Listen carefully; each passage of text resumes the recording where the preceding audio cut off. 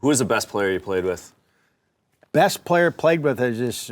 Nobody played better than Dougie. That was 2 years, 92 to 94. That, and then got a chance to play with Sakic in Quebec and Yzerman in Detroit, but that 2 year window, and then in the 80s, the Börje Salming was as good. Like, we weren't a great team, but had Börje Salming, when you think of it in that 70s through the 80s, had he got to play Potvin 4 years, Islanders, or Boston, good. Like, put him on a team, Montreal with Robinson and Savard for the 4 years. Put Börje Salming on a team that good. Yeah. And he was probably, I still have him easily top 5 ever. Really? It's not even I might even have him higher than that. Really? Ever. Okay. Yeah. Like this. Period. Like when we got there, and you think of it, Freddie and Courtnall were our fastest guys, and they couldn't touch Börje. He was 35. He was 35. And those two guys could skate. And they can move, yeah. Like, remember the old training camps, you did 8 laps one way and 8 laps the other way. And skating. He'd be done his laps, and we're not done. Yeah. We've got more to do. Yeah. Like, he could skate, and that's at 35. So I always try to remember, how good was he in 72, 76, those Canada Cups when he played for Sweden? Yeah. Yeah. Like, he was the number 2 guy behind Bob Orr's last best ever in 76 there, when that was his kind of swan song before he went to Chicago. And Börje would have been the second best defenseman at that Canada Cup or something. Or To flip that question, who was the hardest to play against? Hardest to Who play. was the one? For me, Bob Rouse played Bob me Rouse. the hardest because it was dump and chase, and I'd be flying in to go get the puck, and he'd be stopped at the dot before we got to the corner. Oh no, you and I are going in at the same time. And he didn't care. Like, he was that strong. He just knew how to play hard. Where's he from? Hard. Is he an Alberta guy? He's a BC guy. If I remember, he lives in BC now. Okay. But so I'm going to say that. Yeah. But he played in Alberta, and he played hard, and those type of players. Brad McCrimmon played me hard. Yeah. I remember, like, the Beast when and not fighting wise, but just we'd play all game against him in Calgary with Dougie and I, and first line, and we had the puck all night. At the end of the day, he's +2, we're -2. Yeah. And yet we felt like he was that good at putting you in spots on the ice and just hard to play against.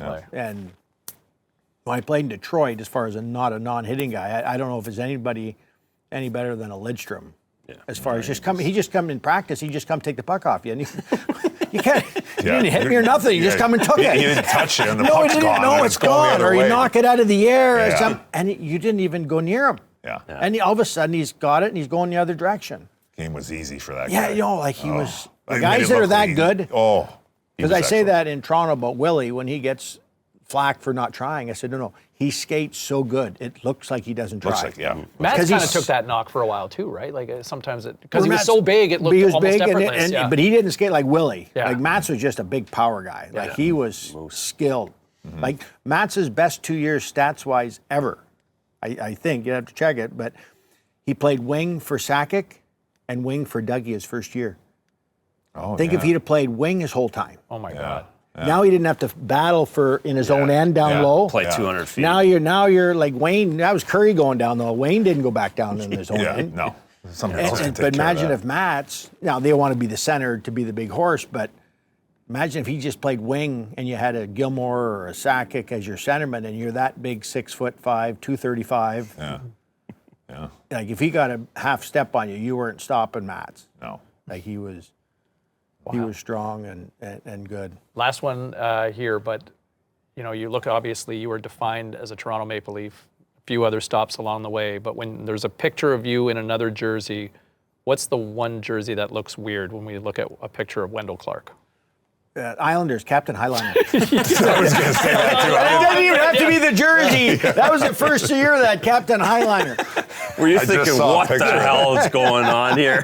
That I think after that, Bettman was even mad, and he said, okay, the league has to put a ruling on logos because that crest was too big for the jersey. Because you had to break in the crest. It was huge, yeah. The crest, That's a lot of knit crest in there. was, because I always say that all the new jerseys never own up to the old crests or the old. I always think the old, even the new old, the Islander logo is better than the high, like.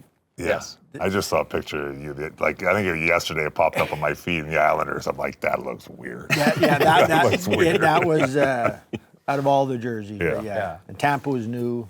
Detroit. You can't beat the Red Wings. Thank you so much for doing this. Yeah, This is the awesome. best. Very thank you good. very much. Thank you, Yeah. guys. I know you don't Appreciate do a it. lot of these. Yeah, thanks for taking the Very good. time. Thank you. Appreciate I will it. just say this. My grandfather passed away in 1993, year after the lockout. We're not getting blamed for that, No, too. no, you're not. Well, I mean, If you had won, you'd still be alive. but the reason, I just want to share this quick story, if you don't mind, but my grandmother obviously loses her life partner of 50 years, and she was a huge Maple Leafs fan. During the lockout, that year, 94, 95, I was working at a college radio station. I had booked, arranged for some interviews for this card convention you were coming to town for.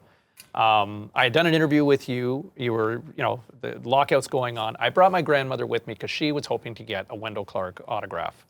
And she had lined up. She paid, and she lined up in this line with hundreds and hundreds of people. But, she was also like close to 80 at that time. And I thought, man, that's a lot to ask for an elderly woman to stand in line. Sure. Well, I asked the organizer, and I mentioned it to you, hey, do you think you would mind signing an autograph for my grandmother before we leave? And you said, no problem. And you're walking out, and there's a lot of fans at these events and expos and conventions. People are coming this way and that. You didn't, you were very respectful. You came, but you found my grandmother. You took a moment. You made her feel so awesome that day. And as a kid who was like 18, to do something cool for your grandmother for the first time where they normally spoil you, thank you, man. I appreciate that Thank so you. much. So Thank you. that's 30 plus years you. later, but I always appreciated that about you, Wendel. Oh, thank you. Mr. Leaf, I mean, that's all enough it. said Yeah. right there. Wendel Clark joining us on the Clearing the Crease podcast, powered by Ozoon.net. See ya. Well played.